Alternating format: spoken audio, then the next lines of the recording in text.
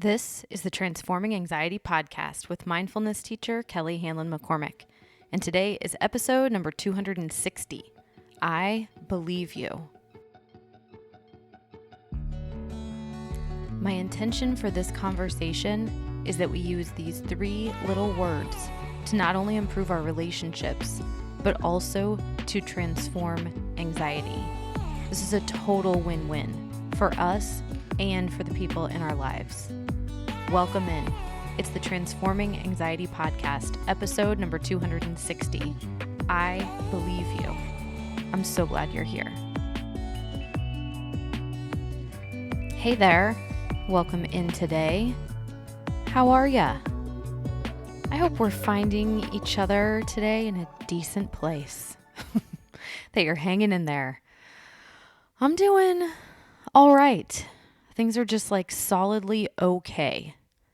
May is always craziness, isn't it? And here we are yet again. Yep. But I'm doing all right. I hope you're doing all right. And I'm really glad that you're here today, that we get to hang out a bit together, because today we're talking about three little words that I think can make a big difference in our relationships. And we'll talk about how this plays into anxiety too. Our own inner experiences, our felt experiences as we navigate our relationships and our conversations, and really just our thoughts and feelings about the people in our lives. And okay, I've already told you the three magic words a few times, but let's talk about this a bit. We're going to talk through like some examples, some hypothetical situations, some ways that these three small little words can build bridges, can create compassion, can make space, can slow things down. And just, well, this is what love does, my friend. This is a really loving thing. And the three words, of course, are the title of this episode. I believe you. So I want you to take a moment and just think back over some recent conversations that you've had. Like maybe someone has presented a struggle to you, an experience they've had, something they're feeling. If it was a kid or anybody really, maybe you tried to talk them out of it, right? Don't be nervous for finals. You're prepared. You're going to do fine. Or why would you worry about camp? You're going to make friends there. It's going to be great fun. Maybe this is something like a family member who's expressed some concern either about another family member, about their health, or that they're worried about something coming up in their own life, and you've tried to pep talk them. You've tried to downplay their worry somehow. It'll be fine. I'm sure it's nothing. It's all going to work out, right? All those platitudes that we offer each other, right? Or maybe it's been something a little more confronting, like a spat with your partner or a disagreement with a colleague or a friend, and somebody has come to you and said something like, hey, this happened and it wasn't cool. Or they've told you that they're hurt, that they're angry about something you did or said. What do we do in those situations? Usually, if we're honest, we go into defensive mode. It's like, well, you said this thing. What was I supposed to do? Right? Or you were being totally irrational. Sorry, I said something you took like that. We deflect, right? We try to point the blame in another direction and make it look like the things are all good on our side. And can we please just stop talking about this, right? So I've been playing with these three little words for a while now, and I'm hard pressed to come up with a situation that isn't almost immediately helped or sometimes just entirely diffused by offering the other person this simple sentence. I believe you. They say, I'm upset with you. My feelings are hurt. You say, I believe you. They say, I'm nervous about this thing and I don't like it. You say, I believe you. They say, I don't want to do this presentation or go to this camp or take that final. You say, I believe you. Like, think about that, the power of that, the simplicity of it, but the kindness in it. I hear you. I see you. I believe you. Like, you don't have to get it. I want to really remind you of this. You don't have to understand it, and you certainly do not have to agree with it. Like, you don't have to think they're right about whatever they're saying. You don't have to go along with it. You don't have to enable it. You can simply start with, I believe you, meaning I believe that's happening for you. I believe what you're saying. I believe you when you say that you're feeling that way, that you're thinking that thought. I believe that you're having the experience you tell me you're having. Now, a few simple things happen, not so simple. Let me say this again. A few pretty profound things actually happen from this simple statement. First of all, if someone is confronting you about something, instead of you going straight into defense and trying to deflect and counter what you're hearing, you simply say, I believe you. Which this creates a sense of, okay, I'm listening. I believe that you're feeling X. I believe that you're in that headspace. Okay. And then you can move into, now what? Right? What do we do from here? You're feeling X. You're thinking Y. Now what? How can I help? What do you need here? Let's say someone is expressing a worry or a concern. Hearing, I believe you, can make it feel like you have an ally, like someone is in it with you. Not that they can fix everything, not that they can do the presentation or fix the health scare or whatever, but just because they're not trying to talk you out of your pain or your fear. Right? I believe you says, I hear you. I see that that seems really real to you and that you're not feeling great. Okay, I can be with you in the dark. I'll sit here with you. I believe you.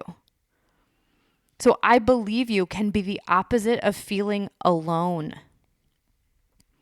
Now, if you're talking to a kid, this can be enormously helpful. Kids do not have the emotional maturity. A lot of times they don't have the vocabulary. And sometimes whatever is happening or whatever they're feeling, it's brand new to them. Because kids are new to the world. We forget this, I think. It's the first time they've had a friend turn their back on them. It's the first time they've bombed a test. It's the first time they've had to say no to someone that they care about. It's new and it's tricky for them. And even though sometimes we as adults, we look at kids' problems and we look at their feelings and we're like, oh, buckle up, kiddo. Like, that's small potatoes. Or that's completely irrational, right? Like in the case of a younger kid who is maybe just seemingly being melodramatic about something or overly angry about something. A lot of times kids' emotions are overrun with so many things. The newness of it, the discomfort of it, the effort they're making to feel loved. They just kind of melt down. So if you can look at even the most tyrannical moment and say, hey, I believe you, and just stay right there with them for a few minutes, that can be enormously helpful. All of a sudden, feelings are valid. All of a sudden, the kid matters. And again, it's not that you're necessarily agreeing with the specific situation or the emotion or the thought. It's that you're saying, I see you. I hear you. You matter. I believe you. And that is vital to all of us, not just to kids. But can you imagine if someone had offered that to you as a kid? Right? I believe you. These really, I think, are magic words. This is like a magic balm for people who are scared, who feel lonely, they feel alone in something, or people who are in pain. And I know you've noticed this is all of us from time to time. So let's talk, that was a little bit about the relationship side. Let's talk about how this could impact us and our feelings of anxiety when we offer this to somebody else. So again, let's imagine a scenario in which you're in some kind of conversation with a partner, a kid, a family member, a friend, a colleague, someone who's reasonably important in your life and things are a little icky, right? Someone isn't feeling so hot emotionally and they're willing to say it. They're willing to speak up and to be vulnerable and admit this. Okay, so let's play it out first when we don't offer the I believe you magic, right? If we pep talk or we get defensive or we try and downplay whatever the other person is going through, it's not even yours, right? Whatever's happening in the conversation may not be yours. It may be maybe perhaps something that you're involved in, right? A project, a spat, some situation that also affects you. But right now, it's the person you're in conversation with who is basically saying, I'm having a hard time, right? The details are always different, but that's the crux of it, right? I'm struggling. And you go into either you've got this, you're great, you're amazing mode, try to cheer them up, give them some encouraging, probably kind of cheesy pep talk, or you go into defensive mode because you're trying to say, I didn't say or do that thing. You're taking it too personally. This is your problem, whatever it is. Either way, you disconnect from them. You go off on a tangent and tell a story about their story, about their experience, about their feelings, and you create another separate narrative. If you can say, I believe you, you connect. You are in one dimension with them. Now listen, again, I'm still not saying that they're right or that what they're saying is real or true or happened. What I'm saying is you're connecting to them. And from there, you can figure things out together. A lot of the miscommunications and disconnects in our relationships happen simply because there are multiple narratives going on. Because there is never one truth with this stuff. There's the truth as you know it, the truth as they know it, the truth as some other third party knows it. There is truth through your specific lens, right? How you see the world. And there is truth for them through their lens and how they see the world. When you say, I believe you, you set down your own lens and you say, tell me more about life through your lens. Tell me how you see it. I believe you. And I want to hear more. I want to connect. When you argue with them or when you pep talk them or defend yourself against them, you separate from them. You say, nope, let me tell you my story. It's a very subtle kind of one-upping almost. Do you see what I mean? I believe you doesn't mean I totally agree with you and you're right and I'm all in with the story that you're telling. I believe you means I hear that it's that way for you. And I'm with you in the sense that I want to hear more about what it is for you. I hear that you're experiencing something. I hear that you are feeling something. I believe you. This is a relationship changer, my friend. And I think this can be an anxiety changer too, because you're no longer isolating yourself. You're no longer getting lost in stories, separating yourself from the people, from the situations, from the experiences that are nearest and dearest to you. Here's the real deal. You aren't locked in resistance and avoidance, trying to route around someone else's pain and discomfort. Because that's what we're doing when we're cheerleading and dismissing worries and pep talking people. We're trying to resist something, like how they might be right, that we came on a little too strong or we didn't speak kindly. Or we're trying to avoid something, like witnessing someone in pain, which can be difficult. But when we get locked in resistance and avoidance, we're leaning away from reality.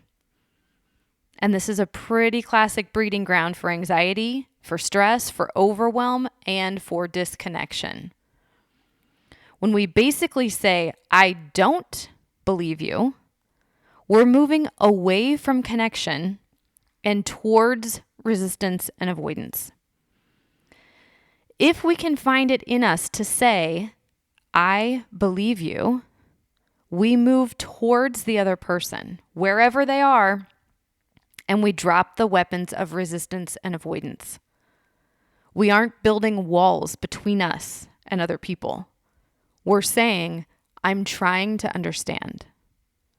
We're saying, I'm here.